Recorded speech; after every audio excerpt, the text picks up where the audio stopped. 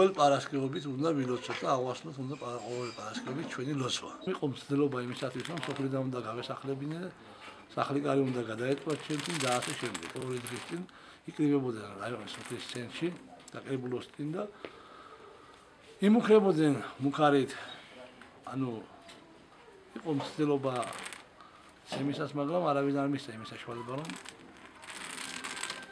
ანუ დაერწყა ჩემთვის და ანეცემათ ვინმეს. ეს არავის არ უშლის ხელს. იქ არც ხმაურია, როგორც არავის არ აქვს უფლება. ესენი და რაც მთავარი რომ ეს არის უფლება 4 თუ 5 წლის წინ სოფლის და ფინანსებიდან 3 სასაფლაო შემოიღობა. მუსლიმანურ სასაფლაოებზე შეგნებულად რომ შემოიღობა შემოკავდა ჭიშკრებზე გაკეთდა ჯვარი. ახლა შემთხვევით მოხდა ეს თუ რა არ ვიცი, ყველას არ მოსწონდა ეს და ალბათ აპირებდნენ როგორ რამენიმნაირად ამ ჯვრების მართლაც მოცილებას იქეთ.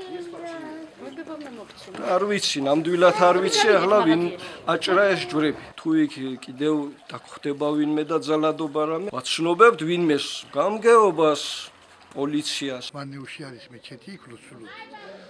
იმის მერე თურქმა გამოვიდა და ამდენი ხალხი ხართო და ვიყიდა სახლი. ეზო სახლი იყიდა და მეჩეთად ვაქციეთ რა. გამოვიდნენ რომ არ შეიძლება და ამას არ დუშვებ და სვანები გვეუბნებიან. მე ჩემი წმენა მაქვს და მას მისი წმენა. რატომ შედის მაგრამ მე უშდი მაგას რატომ შედიხარ მე? სოფლის ბოლოში ვინმეს არ უშლის, მაგ ვინმე არ ყვრის და რამე არა. პარასკევობით შედის, ლოცულობს გამოდის. არ დავთხოვთ რაღაც. ჩვენ მუსლიმანები ვისაც სურვილი ქონდა დადიოდნენ მარნეულში, წითელ ხირძზე, სადაც იყო ის გაკეთებული მეჩეთები, იქ დადიოდნენ, მაგრამ ზოგს არა აქვს თანხა საშუალება, რომ ჩავიდეს ყოველდღიურად იქ ილოცოს. ზოგს კიდე ასეთი იგი აქვს, რომ გინდა არ გინდა იქ წავიდეს. ჩვენ ხო არ ვეუბნებით მაგალითად, რომ ზანზარებს რატო უკრავთ, ან რაღაცა გვაწუხებს. ჩვენ არანაირი გართულება მაგათ საწინააღმდეგო არანაირი არ აქვს. ხმამაღალი კითხვა, ან ხმამაღალი რაღაც გამოთქმა მითქმა არაა იქ. შედიან წყნარად, გამოდიან